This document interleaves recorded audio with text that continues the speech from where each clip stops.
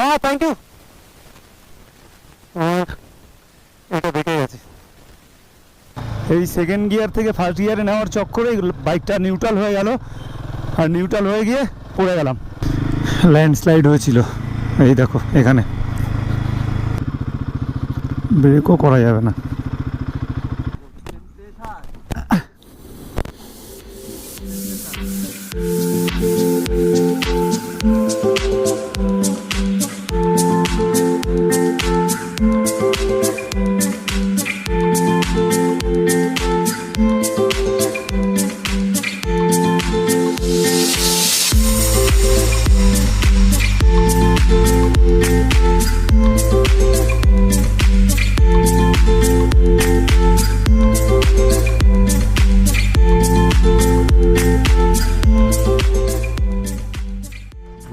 Good morning from hotel মেনামলা। আর এখন টাইম আপডেট 8টা 47। 9টার সময় আমি বেরিয়ে যাবো এখান থেকে।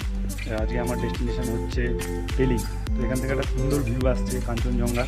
কালকেও দেখেছিলাম, বুঝতে পারিনি সন্ধ্যাবেলা, তোমাদেরকে ভিউটা শেয়ার করছি।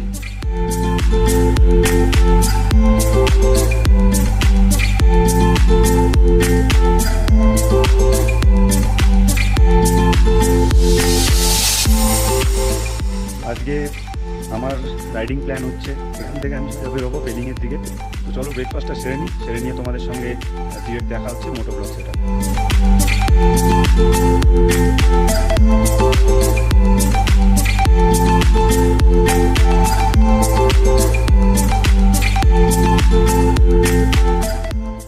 হোটেল থেকে বেরোচ্ছি এখন পেলিংয়ের দিকে। দাইজু পেলিং ইস তরফ না, পেলিং। আবির অলরেডি বেরিয়ে গেছে। আমি স্টার্ট করলাম 9টা 14। খুব বেশি দেরি হয়নি, আমার 9টার সময় বেরোনোর কথা ছিল, 9টা 14 বেরোচ্ছি।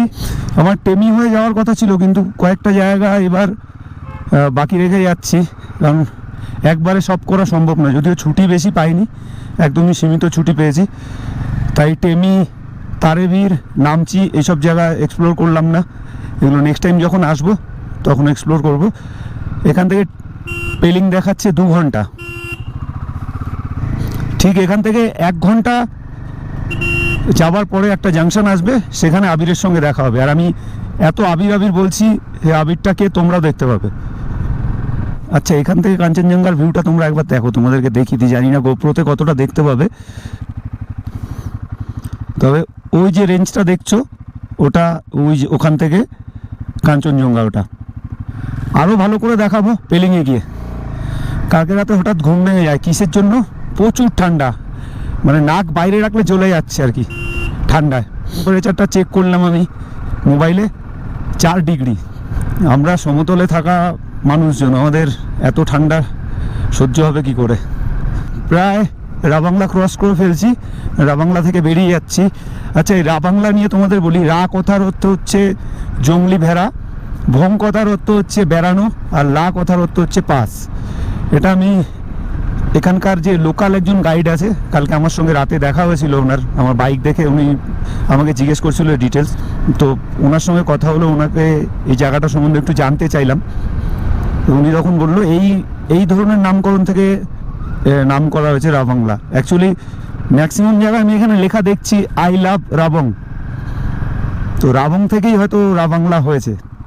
জানি না গোপ্রোয় কতটা ভিজিবল হচ্ছে, তবে আমি খালি চোখে কিন্তু পরিষ্কার দেখতে পাচ্ছি পুরো কাঞ্চনজঙ্ঘার পাশ দিয়ে রাস্তাটা, পাশ দিয়ে মানে যেখান দিয়ে রাস্তাটা গেছে কাঞ্চনজঙ্ঘাকে খুব পরিষ্কার দেখা যাচ্ছে। চারিদিক পুরো ধুলোয় ধুলো, রাস্তা নেই, শুধু মাটি পাথর।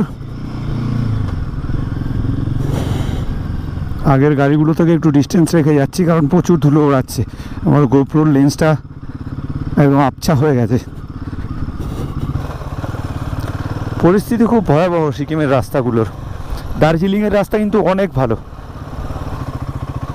এটাকে আবার ঢেকে রেখেছে কেন? এইখানে বাইকের চাকা যখন তখন স্কিড করতে পারে, সে হিমালয়ান হোক আর যেই বাইকই হোক।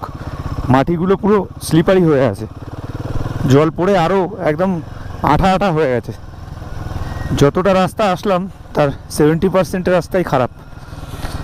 এখনও জানি না আগে কতটা খারাপ পড়বে। দেখো অবস্থা রাস্তার। এ আবার পাইপ ফেটে জল পড়ছে।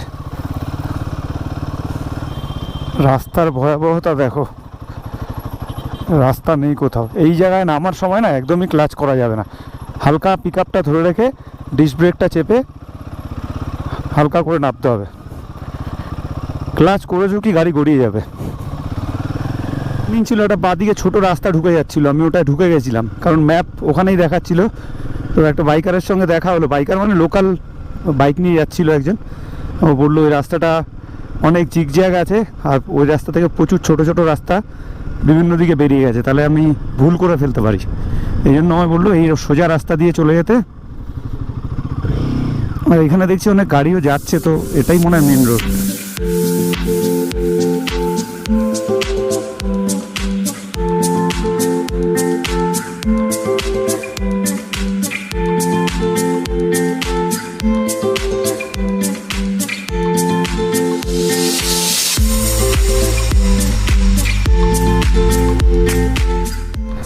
চা খেতে ইচ্ছে করছে কিন্তু দাঁড়ানোর উপায় নেই কারণ আবির ওয়েট করে আছে।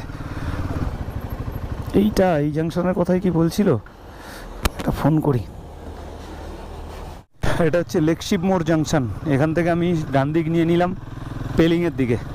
রাবাংলা থেকে লেকশিপ যে জাংশনটা আছে সেই অবধি এই প্যাচটা ছিল সেটা খুব বাজে, মানে রাস্তা খুবই খারাপ, অফ রুট, টোটালটাই অফ রুট। এখানে একটা কশন দেওয়া আছে, লেখা আছে only 1 vehicle at a time, কিন্তু ওই পাশ থেকে তো গাড়ি এসেই যাচ্ছে, আমি যদি না যাই আটকে যাব।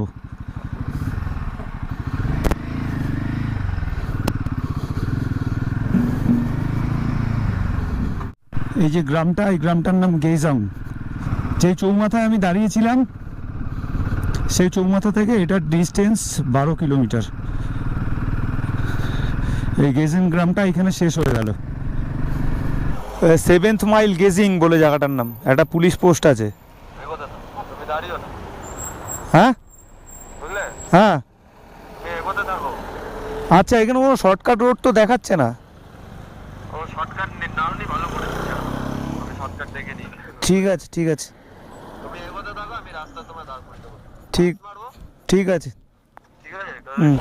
আবিরের সঙ্গে কথা হলো, একটা শর্টকাট নিতে বলেছিল কিন্তু আমি ম্যাপটা ফলোই করিনি, আমি সোজা রাস্তা ধরে চলে আসছি।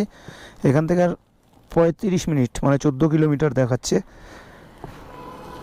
পেলিং। চলো আজকে ভাবছি যে ইউকসুমও যাব না, পেলিং থেকে আবার সোজা নিচের দিকে নেমে আসবো, দেখছি কি হয়। এখান থেকে ঘুরিয়ে নিচ্ছি। আবিরের সঙ্গে দেখা, ও আমায় হর্ন দিয়েছিল, গাড়ি থেকে পাস মেরেছিল, আমি খেয়াল করিনি। হ্যাঁ না তোমায় দেখাচ্ছে, এই যে আবির, এই আবির চলে যাচ্ছে। হ্যাঁ আবার সন্ধ্যাবেলা দেখা হচ্ছে, টাটা। চলো এখন বাজে 11:19। প্ল্যান অনেক কিছু চেঞ্জ করে দিলাম, এখন যাচ্ছি স্কাই ওয়াক। তো আজকে পেলিংয়েও থাকছি না। পাহাড়ে গুগল ম্যাপের ক্যারেক্টারই চেঞ্জ হয়ে যায়, যেহেতু রাস্তা অনেক জিগজ্যাগ রাস্তা,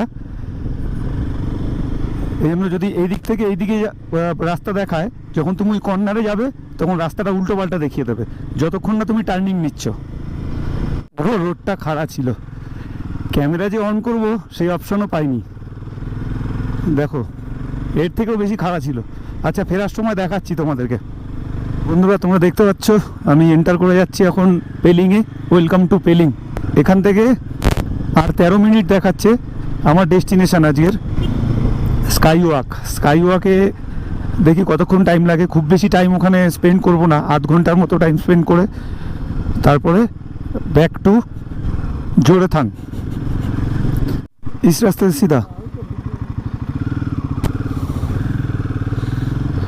मैपे देखाচ্ছে এই রাস্তা, তবুও আমি যেহেতু গুগল তো এই জন্য লোকাল যারা আছে তাদের কাছে জিজ্ঞেস করে নিলাম, তারা বললো এই রাস্তাতেই যাচ্ছে আর 9 মিনিট মতো দেখাচ্ছে। সত্যি হিমালয়ান নিয়ে পাহাড়ে আসলে তার মজাই আলাদা, তুমি বিন্দাস রাইড করতে পারো, কোনো সমস্যা হওয়ার কথা নয়।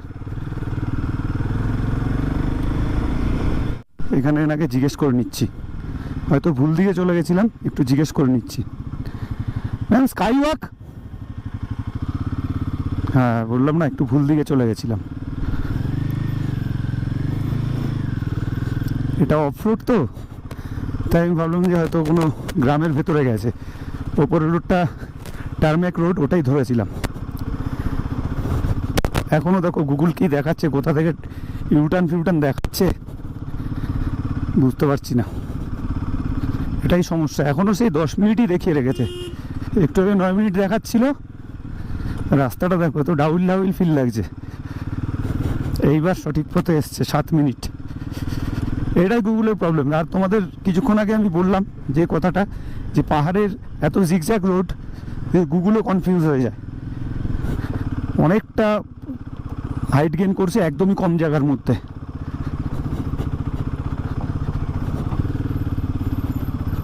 সম্ভবত রিচ করে গেছি।